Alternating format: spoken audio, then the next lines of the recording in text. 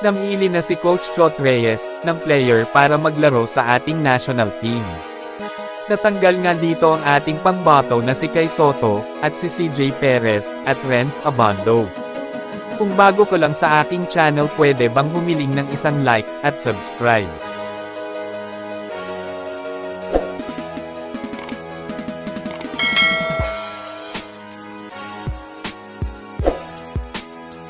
Ang daming tinanggal na player sa Gilas Pilipinas, dahil pumili na si Coach Chot Reyes ng mga napapasok sa Final 12, at panay mahuhusay na player nga ang napili nito, para maglaro ngayon sa FIBA World Cup. Tinanggal nga ni Coach Chot Reyes si Kai Sotto, dahil wala naman daw itong maitutulong sa Gilas dahil, ang tamad nga daw nitong mag-training at lagi pa nga daw itong nakaupo pag nasa oras ng training, at hindi nga daw ito nakakasabay sa training, at lagi pa nga daw itong late sa training. At pati nga sila CJ Perez, at Renz Abando, ay tinanggal ni Coach Chot Reyes, hindi nga daw deserve ng dalawang ito mapasama sa Final 12, dahil mga buhaya nga daw ito sa bola, pag nakahawak na nga daw ito ng bola, ay parang wala nga daw itong nakikitang kakampi. Maganda naman ang performance ng dalawang ito, at malaki din naman ang naitulong nila sa Gilas Pilipinas, at talagang ganon ang laro nila parehas, samantalang ang Ravenna Brothers ay panay turnover, bakit napasama sa Final 12, ng Gilas halos wala man lang naitulong para manalo ang Gilas.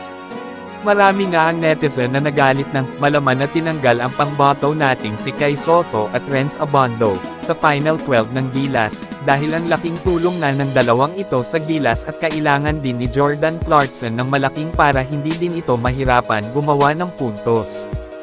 Ayun nga kay Coach Chot Reyes, mas maganda daw na wala na daw si Kai Sotto sa Gilas, dahil mahina naman daw itong maglaro, mas OP na nga daw na si Junmar Fajardo, at Jepet Aguilar, ang kanilang big man, dahil mas malakas pa nga daw si Junmar Fajardo, sa ilalim kesa kay Sotto. At meron nang daw si Coach Chot Reyes na Ravenna Brothers, at Jordan Clarkson, kaya hindi na nga daw nito kailangan ng Renz Abando at CJ Perez, dahil marami nang daw point guard sa Gilas, kaya siya nagtanggal ng point guard. Eto nga ang Final 12 ng Gilas ngayong FIBA World Cup: Scottie Thompson, Roger Pauboy, Jordan Clarkson, Junmar Fajardo, Jepet Aguilar, Dwight Ramos, Bobby Ray Parks Jr., Jamie Malonzo, Ravenna Brothers, Chris Newsome, Jordan Heading. Iyan nga ang napili ni Coach Chot Reyes para maglaro sa FIBA World Cup. Kasalukuyan nga ngayong nag-insayo ang Gilas Pilipinas dahil malalakas nga ang makakaharap nila sa FIBA World Cup.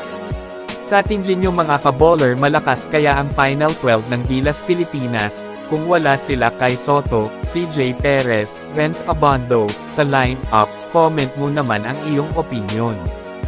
Suportahan nga natin ang ating national team sa dadating na FIBA World Cup, sana masungkit nila ang gintong medalya. Suportahan nga din natin ang bawat laro ng ating kababayan na naglalaro sa iba't ibang dako ng bansa.